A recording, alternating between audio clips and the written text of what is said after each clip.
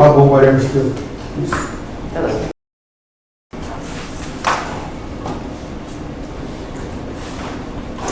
Okay, so good. Well,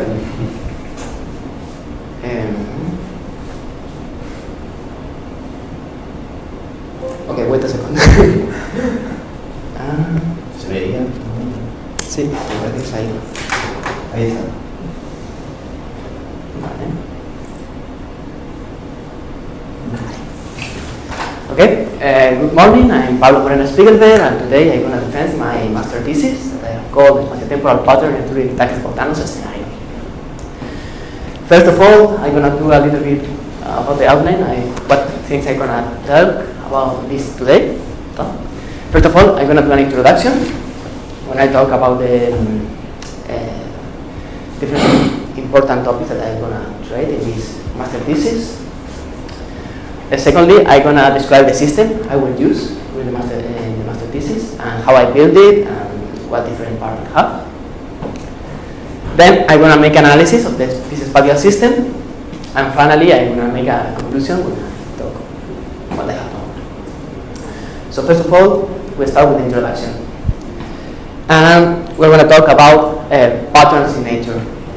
And there are many natural systems that develop patterns. For example, chemical systems like this one. Also, there are patterns in the skin of different animals. For example, here we have a zebrafish that have this string pattern. Or in ecological system like this semi-arid area where we see that the plant develop these patterns. So, how we can model this pattern generation? The simplest model that developed this is the Reaction-Diffusion model. In there, we have a system of partial differential equation where the evolution of one of the fields is described by a reaction term, which gives the local interaction between the different variables, and a diagonal diffusion term, which gives how each one of the different variables is spread out in space. This kind of system have anti-intuitive behavior sometimes that makes that if we have an homogeneous stable solution, the system, and we add a diffusion to it, sometimes the diffusion, instead of work as an stabilization term, it destabilizes it for a finite wave number, and this destabilization is saturated for higher order terms and reach to patterns. If we have more complex systems, where, for example, the reaction part have oscillations, we can have systems like this one, in where we have a superposition of pattern and oscillation in a chemical system.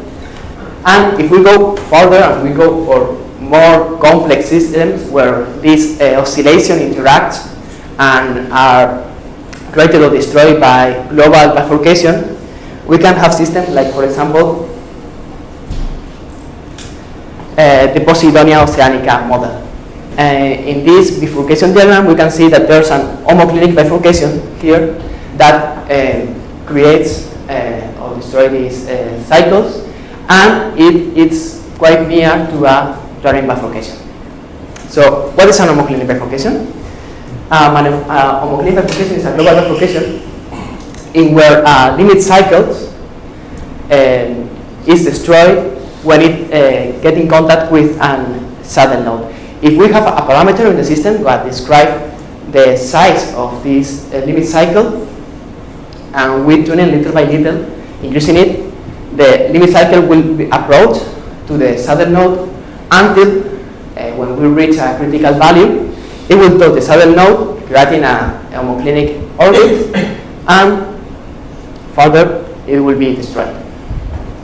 This bifurcation usually is inside a more general scenario, that is the Takens-Bogdanov scenario, in where we have a saddle node that creates two fixed points that interact in the bifurcation, a hub that creates the limit cycle, and the homoclinic where this limit cycle is destroyed and we can close the circle.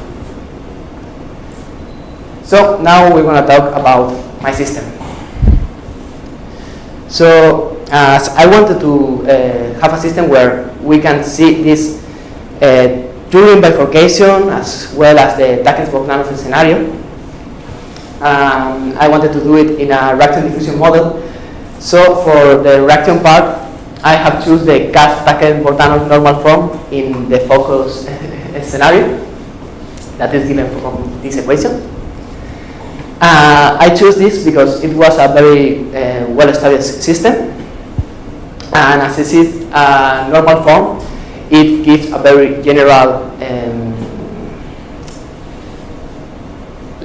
let's say, a very general scenario where we can find the different regions that we're interested for. Also, because it's the simplest case where we can have this Takens-Bogdanov in a globally stable case. So that's also good.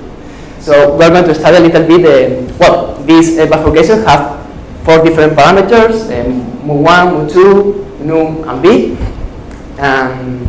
Tuning them, we can reach to different regions. We're going to study a little bit the bifurcation diagram of this system. First of all, the fixed points of the system are created in 2 saddle nodes that are created starting a Cusp bifurcation 2 point. This separates the parameter space into different regions. In one side, we have the space between the saddle nodes where we have 3 different fixed points, and under the saddle node where we have only 1 fixed point. These fixed points can lose their stability by a hot bifurcation, where we get oscillatory behaviors. And these 2 hot bifurcations here in red and green start in 2 Takens-Bogdanov codimension 2 point, here in green and red. As we see before, in the Takens-Bogdanov codimension 2 points also appear an Homoclinic bifurcation. If we make a zoom in this area here, we can see how it appears an Homoclinic bifurcation here that start in a saddle node separated loop in the other branch, the saddle node. So finally, here I have all the different equations for the different bifurcation that I think is not very important now. But just I want to notice that I use as notation, I use the delta to refer to the determinant of the Jacobian at the different fixed points, and the tau to refer to the trace of the Jacobian at the different fixed points. So now I'm going to talk about the diffusion of the system, because we have talked about the reaction part, not the diffusion part.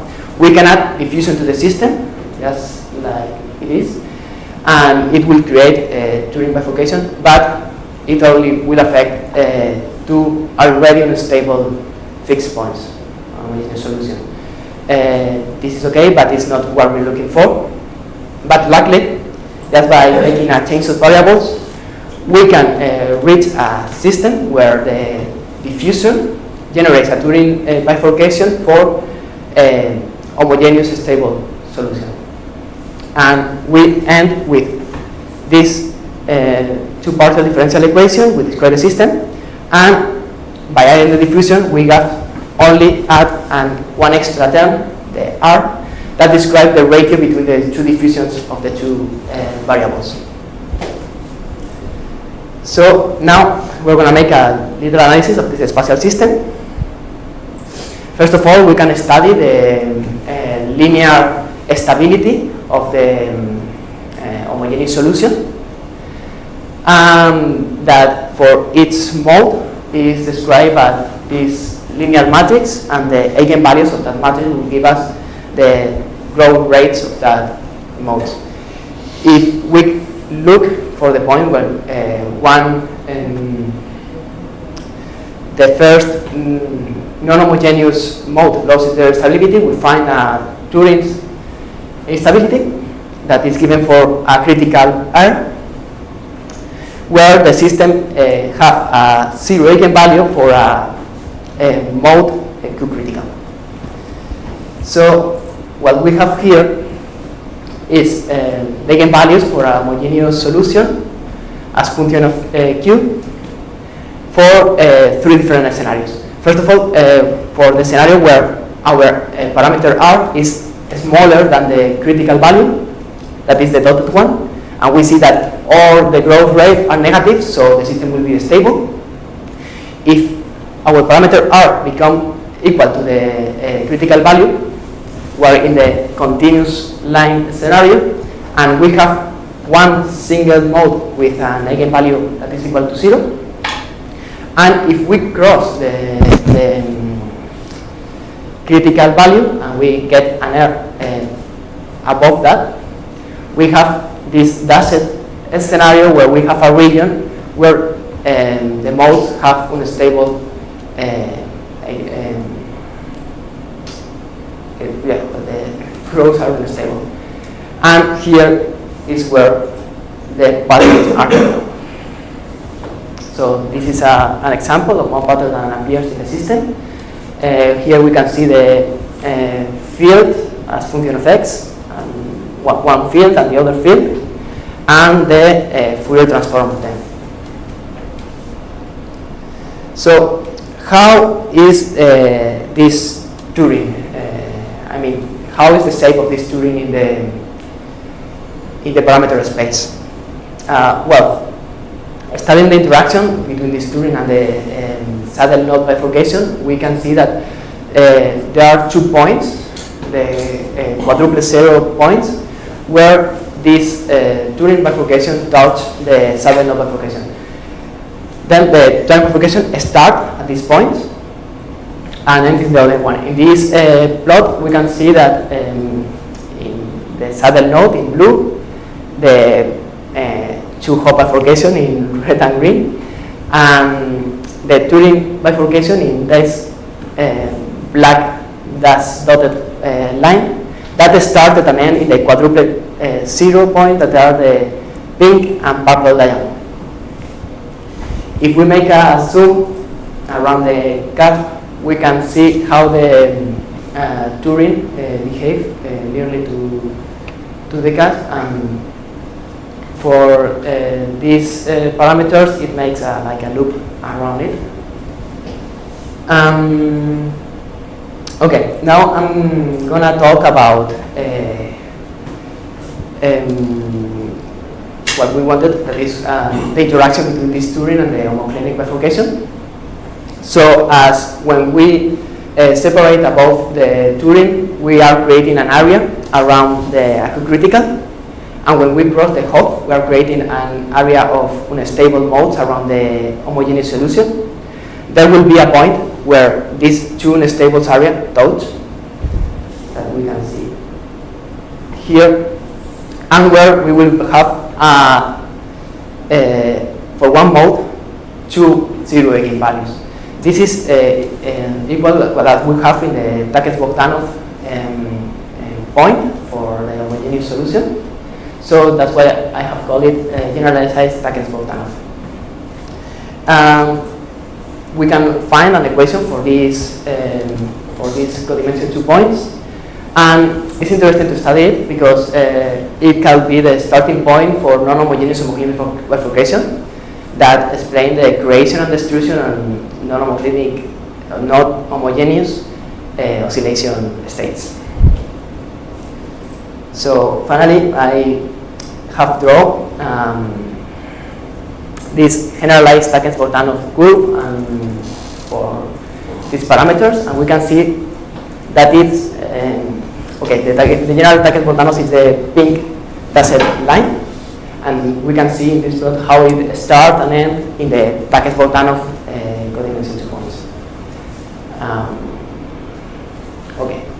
Finally, I have made some exploration of the different parameters, and I have found several different states. So almost that we also have the steady spatial solution that we have saw before, the oscillatory pattern that, and also we have found this oscillatory patterns solution also hit stop. Also pseudo-periodic patterns that are periodic in space but not periodic in time. And also we have found turbulent regimes where we have seen this kind of behavior.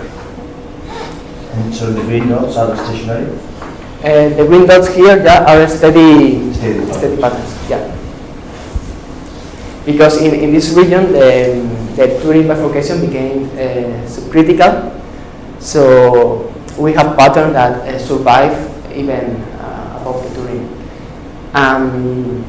Especially in this region here, it seems that they are like the only attractor around the homogeneous solution. So if any state that will start around it finally ends in that big Turing pattern.